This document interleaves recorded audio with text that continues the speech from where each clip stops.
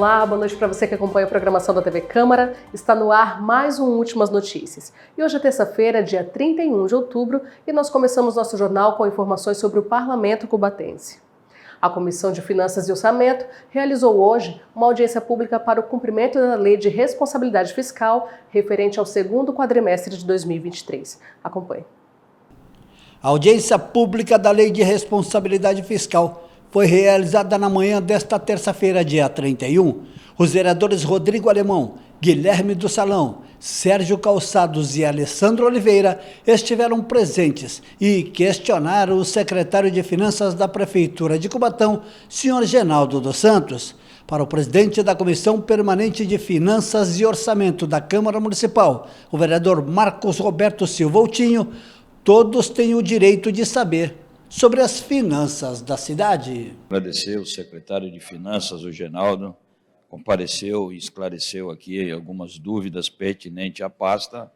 Claro que é uma audiência onde o recurso, como nossa cidade tem, principalmente na área da saúde, alguns desabafos um pouco mais aflorados dos colegas de parlamento, mas entendendo que tudo isso melhor para a nossa cidade, para a nossa população, até por conta de alguns contratos que se encerraram, outros que precisam estar em vigência, e aí uma cobrança maior em cima do secretário, mas por um único propósito, de atender a nossa população de forma digna, com respeito, para que principalmente a área da saúde não tenha nenhum tipo de problema, até por conta do contrato de laboratoriais, de exames laboratoriais, que a gente precisa dar uma agilidade maior para que a gente consiga resolver esse problema. Bom, e todas essas indagações, todos esses questionamentos fazem parte de uma democracia?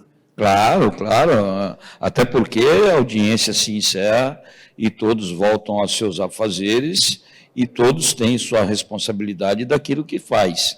Então, é pertinente a gente fazer os apontamentos de forma, claro, de que sejam resolvidos, solucionados, e é assim que tem que ser numa democracia que ainda a gente entende que é o melhor caminho. Para o secretário de Finanças da cidade de Cubatão, senhor Genaldo dos Santos, é importante ouvir as demandas do Legislativo. A gente tem que ouvir as demandas do Parlamento, que é a casa do povo, né? Nós temos que ouvir, estamos aqui prestando contas à população, né, da questão das metas fiscais, dos compromissos que o governo tem em relação ao que você arrecada, ao que você gasta, de forma muito transparente, e estamos aqui para responder todos os questionamentos, sem nenhum problema. Agora, mais uma vez, né, secretária, a gente já falou isso em outras ocasiões, números e mais números, não é? Sim, né, é complexo, né? O negócio é profundo, né? Realmente tem que estudar um pouco para entender os reflexos desses números, né? Os gastos com a despesa pública é algo muito sério, e que o mais importante é a transparência. Quando você tem transparência com o que você arrecada, aquilo que você gasta, você mostra para o povo onde os recursos estão sendo alocados. Isso é que é mais importante. E essa é a função da audiência pública, dar total transparência no gasto público e mostrar, de fato, o que está acontecendo na cidade.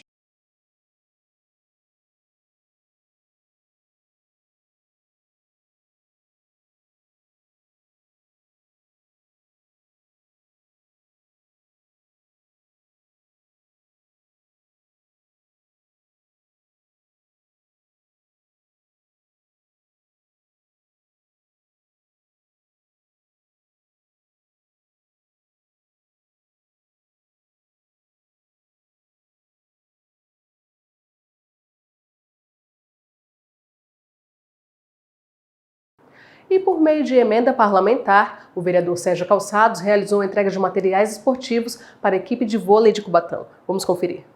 As atletas do voleibol feminino de Cubatão receberam na última segunda-feira, no ginásio do Armando Cunha, no Jardim Casqueiro, vários materiais esportivos: bolas, cones, redes, bombas para inflar, calibrador de pressão, protetores de poste e sacolas para transporte de bolas.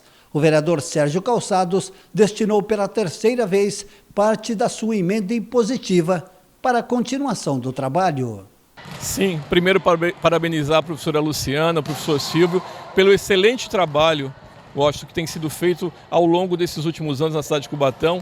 Ela que é uma pessoa que tem empatia. Quando você tem empatia pelo seu semelhante, você faz isso. É a transformação dessas jovens, é o orgulho que eu tenho de fazer parte dentro desse processo, com a minha simplicidade, de saber que um pequeno recurso que é oriundo dos impostos que são pagos na cidade, são revertidos para essas jovens. E dá para se fazer muito mais, Washington. A cidade, ela é um celeiro de atletas, nós somos um celeiro de atletas, nós somos um celeiro de cultura nesse país, e o que cabe a nós hoje é mostrar que com muita simplicidade, com poucos recursos que são destinados, mas é o suficiente para começar a transformar a vida dessas meninas.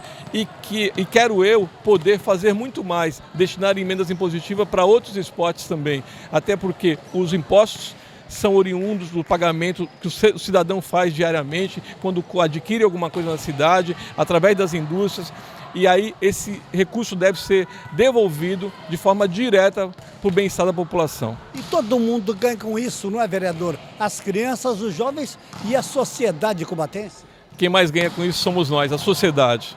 Porque todas as vezes que você vê um jovem imbuído de estar num projeto como esse jovem não tem tempo para pensar em depressão, esse jovem não tem tempo para pensar em coisas ruins. Eles ficam o tempo todo pensando em cada vez evoluir. E, acima de tudo, o senso de cidadania, o companheirismo, aquilo que Deus nos prepara todos os dias, quer dizer, somos todos irmãos. O vereador Rodrigo Alemão esteve presente, prestigiando a entrega dos materiais. Para a professora e técnica do voleibol feminino, Luciana Bertagnoli, a chegada dos materiais esportivos foram extremamente úteis. Olha, o Sérgio Calçados, ele tem total responsabilidade por tudo que está acontecendo aqui. Nós tivemos o recebimento desse material, que nos foi muito importante, via emenda impositiva, que vem através do orçamento do município, e a nossa equipe, o nosso trabalho, foi indicado para recebê-las. Desde 2019, nós já recebemos, já é a terceira emenda que nós estamos recebendo. Os materiais estão chegando desse ano e somente com isso é que foi possível a gente dar um salto de qualidade no nosso trabalho. Sem isso não é possível trabalhar. Agora, professora, cada dia que passa a responsabilidade da senhora, do Silvio, aumenta mais devido à proporção dos jovens que estão chegando para praticar o voleibol? Aumenta muito a responsabilidade, tá? Em todos os sentidos. Em atender a todos que nos procuram, porque nós não falamos não para ninguém. A gente se vira do jeito que dá. Temos muitas meninas, sempre estão chegando meninas novas. A gente atende com o maior carinho, ensina os primeiros movimentos. E a partir disso é que nós temos um trabalho, o resultado são as equipes de competição, que nós temos no Sub-15, Sub-13, Sub-17, Sub-19, competindo em Campeonato Santista, em torneios de voleibol do litoral, na Copa do Estado de São Paulo, jogos regionais, joguinhos da juventude, e qualquer competição que nos chamarem, a gente está aí para enfrentar.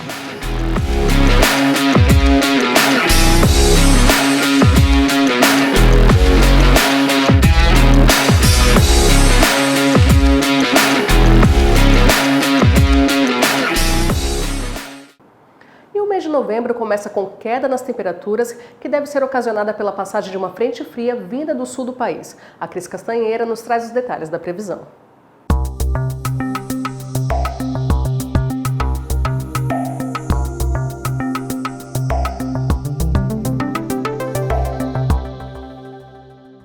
A quarta-feira será nublada com pancadas de chuva durante todo o dia e a noite. As temperaturas caem com mínima de 19 e máxima de 24 graus. Rajadas de ventos estão previstas para todos os períodos e a umidade relativa do ar varia entre 69% e 99%.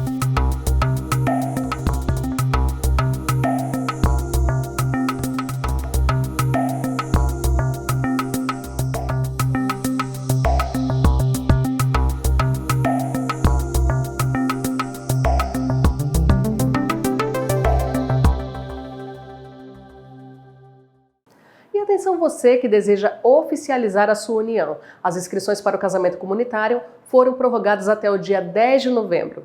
Podem participar todos os casais que comprovem carência financeira, com prioridade para os que possuem maior número de filhos. As inscrições podem ser feitas das 9 da manhã até as 4 da tarde em qualquer um dos centros de referência de assistência social. As pessoas que pretendem se casar precisam levar RG, CPF, comprovante de residência, certidão de nascimento ou de casamento para pessoas que já tenham se casado antes. Nesse caso, é necessário apresentar a certidão com a verbação de divórcio. A cerimônia será no dia 2 de dezembro, no Pier do Jardim Casqueiro, então não perca essa oportunidade. E encerrando as ações do Outubro Rosa aqui no município, a Escola CIEM promoveu um encontro para desmistificar o câncer de mama. Acompanhe. Alunos da Escola Politécnica CIEM participaram na última segunda-feira de um evento alusivo à campanha Outubro Rosa. Na ação, realizada na subsede do Sindicato dos Trabalhadores da Indústria, os estudantes, em sua maioria mulheres, puderam esclarecer dúvidas a respeito do câncer de mama. O bate-papo foi conduzido pela diretora da escola, Gisela Greco, que comentou sobre a importância da campanha. Para mim é uma data extremamente importante, porque é vida. Então a escola está sempre empenhada nisso. Agora vem o Novembro Azul, vamos ter uma outra ação, mas o importante é que a comunidade, os alunos entendam que eles vão ser multiplicadores. Então a gente precisa que eles sejam multiplicadores, não se faz saúde com uma pessoa só. A saúde tem que ser feita com muitas pessoas. O evento contou ainda com a presença da deputada estadual Solange Freitas, que compartilhou sua experiência pessoal com o câncer de mama descoberto no início de 2021. Para ela, a superação da doença foi como um sinal de que essa deveria ser uma de suas bandeiras, levar informação e possibilitar que mais mulheres possam se prevenir ou descobrir o câncer na fase inicial, quando o tratamento é mais eficaz. Olha, é muito importante que a gente sempre fale, sempre passe informações e sempre incentive as mulheres, as pessoas de uma forma geral, a se cuidarem. E quando a gente fala se cuidar, é também fazer exames. A gente sabe muitas vezes a dificuldade de conseguir marcar um médico, de conseguir marcar um exame, mas a gente precisa superar isso, batalhar e ir para cima. E sem contar os cuidados do dia a dia, na alimentação, na atividade física, não fumar, não beber, cuidar da mente. Isso é muito importante para prevenir. E é isso que a gente tem que falar sempre para as pessoas. Falar em prevenção, falar em se cuidar. E se tiver alguma coisa, como no meu caso, quando eu descobri o câncer de mama, a gente, de uma certa forma, saber lidar com a doença, né? A nossa cabeça tem que estar boa para lidar. É difícil? É, porque não é fácil você receber esse diagnóstico. Mas a gente tem que fazer o quê? Tem que lutar. Nós hoje, nessa noite, a gente viu exemplos de mulheres de superação que estavam quase se entregando, mas de repente elas falaram, não, eu não vou me entregar, essa doença não vai me vencer. E não venceu. Então mostra que quando a gente luta, a gente está no caminho certo para superar a doença. O vereador Tinho também marcou presença na ação e reforçou seu compromisso com a manutenção dos direitos das mulheres cubatenses. Primeiro agradecer a participação de todos, da Gisela, da Roberta, da deputada, que tem uma parceria junto com a nossa cidade, nessa ação tão importante, né? E aí aqui hoje foi uma aula de direitos, uma aula de incentivo, uma aula de expectativa à vida. Foi o que nós presenciamos aqui nessa noite e saio daqui honrado e ainda mais com a sensação de fazer o nosso melhor e aumentar o nosso compromisso nessas ações que possa fazer com que a nossa cidade traga o direito a todos e principalmente à mulher. Ao final do evento, 5 mulheres que enfrentaram a luta contra o câncer de mama foram homenageadas. Uma delas foi a Poliana Reis, que é aluna do curso técnico de enfermagem e que, com sua história de luta e superação, emocionou a todos os presentes. O conhecimento, ele te possibilita de você avançar com mais tranquilidade, porque a doença, sim, ela é chocante. Quando você recebe o diagnóstico, você fica paralisado, sim, só que você não pode ficar paralisado para o resto da vida, porque aquilo ali realmente pode custar a sua vida. Então, se você pode fazer o autoexame, faça, porque todos nós podemos, não custa nada, ele é de graça. Se tiver alguma dúvida, procura, não espera só a carreta, não espera só em outubro para fazer o autoexame. O autoexame nós temos que fazer todos os meses, uma vez por mês, não vai te custar nada, mas pode sim, se você não se cuidar, custar a sua vida. Eu me cuidei, hoje eu estou aqui, posso ser sim um exemplo de motivação para a sua vida. Então, assim, não desista. O diagnóstico do câncer não é um diagnóstico de morte. Não é um diagnóstico de morte.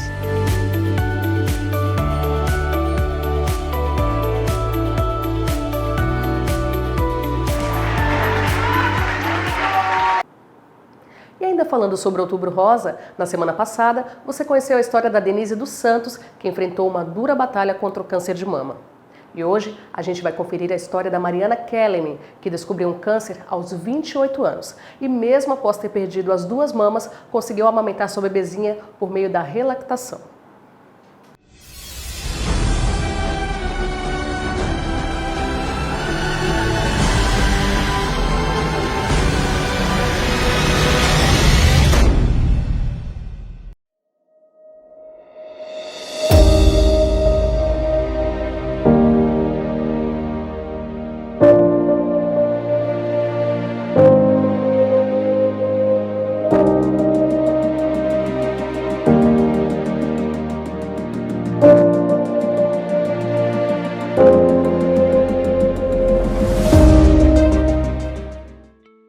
Eu tinha 28 anos e foi durante a pandemia em 2020.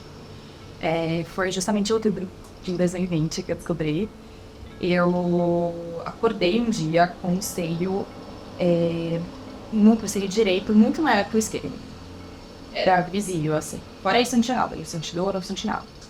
Eu fiquei meio desconfiada, achei que pudesse ser alguma coisa, mas eu mandei uma mensagem pro meu ginecologista, pedi um ultrassom, né, para ele fazer o pedido, e 3 dias depois disso, eu fiz o ultrassom. Não acusou nada na atenção, não tinha nada. Então, a médica que fez falou que podia ser alguma glândula que tivesse inflamada e que já tinha voltado ao normal. Tudo bem, descartei qualquer coisa, vida normal. Uns 3 dias depois disso, nesse ultrassom, eu tinha sangramento por esse manudo, pelo manudo no seio direito. E foi muito sério. Eu acordei, assim, durante a noite, eu acordei com meu pijama ensanguentados. E dali eu achei que pudesse ser ali mais sério. O ginecologista me encaminhou para um mastologista. O mastologista examinou no dia, conseguiu marcar em encaixe, e ele falou: olha, isso é um papiloma. Papiloma, eu tive vários pacientes assim, a gente vai fazer uma ressonância e vai fazer uma biópsia. E aí, quando chegou o resultado da biópsia, eu não abri, porque eu falei, nossa, vida normal. Eu lembrei, e aí ele pediu pra eu ir lá. E eu fui umas horas, depois que eu saí do trabalho. E aí ele falou que era um câncer em si, que é o primeiro estágio ali do câncer de mama, né? E aí eu não lembro de mais nada. Quando ele falou isso, eu acho que o meu cérebro me bloqueou ali mesmo na hora e eu não consegui lembrar de nada. E eu tinha algumas direções ali para seguir. Uma delas seria só tirar, então, o seio. Podia ser o quadrante, não tinha nem fazer o seio inteiro, mas teria que fazer radioterapia. E eu não queria, né? Isso vai queimar a pele, né? Como tava atrás do mamilo, às vezes necrosa o mamilo, a gente não pode garantir muita coisa, né? E tirar o seio direito, e se eu continuasse com o esquerdo, que não tinha nada, ele estava afetado, eu precisaria tomar tamoxifeno, que é uma medicação que deixa você na menopausa, porque, principalmente no meu caso, assim, eu tinha receptor hormonal, na biópsia saiu. Então, os médicos falaram, o único jeito seguro seria ficar 10 anos com tamoxifeno. Então, eu teria que congelar os óvulos, os procedimentos, pensar em ter filho só começar a pensar com 38 anos, sabe? E eu não queria, eu falei, tá, então sem fazer nada disso, qual a alternativa? A alternativa seria tirar os dores. Optei por isso, por retirar os meus cílios. Foi muito desafiador psicologicamente, mas foi muito rápido também. Então, acho que do dia que eu descobri até a cirurgia, foram 40 dias. Então, eu não tive tempo, acho, de processar tudo. Eu achei que estava muito bem resolvido. Assim, eu falei, não, tô bem resolvida, decidida e tal. E, na verdade, foi quando eu engravidei que eu descobri que não estava bem resolvido. Eu acho que os gatilhos começaram, na verdade, quando eu pensei em engravidar. Eu estava ali, né? Eu tinha amigas próximas que tinham bebês há pouquíssimo tempo, assim, como é de 1 ano. E aí, eu comecei a entrar em pânico. vendo que eu acho que que mais me pegava nesses momentos era como as mães acalmavam os bebês, né, na rua. Então a gente estava em alguma festa e tal, elas colocavam um bebê no peito e falavam, Denise, o que eu vou fazer? E eu acho que as coisas começaram a mudar um pouquinho, uma semana antes dela nascer, que eu cheguei pro meu obstetra e ele falou, Mari, eu acho que você vai ter colostro. E uma semana antes dela nascer, quando ele me examinou, ele examinou meu seio e pingava colostros. E aí foi surreal. E aí quando ela nasceu, a gente conseguiu ficar só no colostro por 5 dias. Então a partir do 5º dia, assim, que o meu leite já tinha descido, eu tinha leite também, pouquíssimo, eu sabia que ela não seria o suficiente para ela ganhar peso. Foi quando eu entrei com a lactação.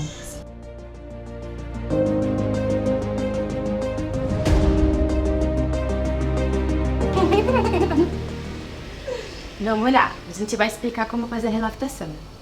Eu preparo a fórmula, pode ser em qualquer recipiente, na verdade, e eu uso uma madeira pela praticidade, e a sonda é a número 4 nasogástrica, que é a mais fininha que tem, então é a melhor. Vamos lá. Vamos lá. A gente vai abrir.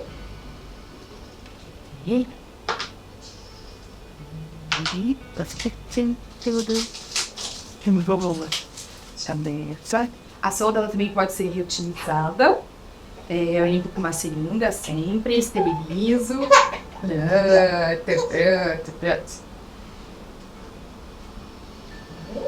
Ela começa a mamar. Quer que a mamãe? Não? Tá cuidando. Passa. A gente fica no estômago.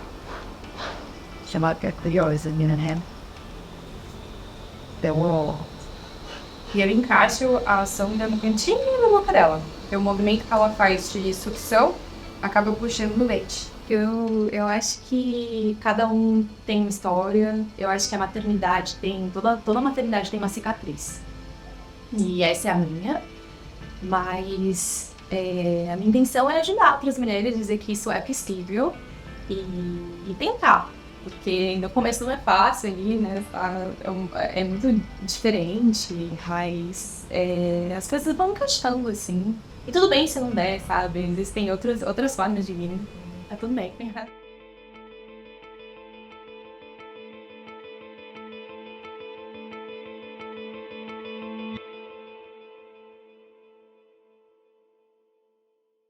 Tá aí, mais uma história de superação que a gente traz aqui para lembrar você que está passando por algo parecido, que vai ficar tudo bem. Últimas Notícias fica por aqui, uma boa noite para você e até amanhã.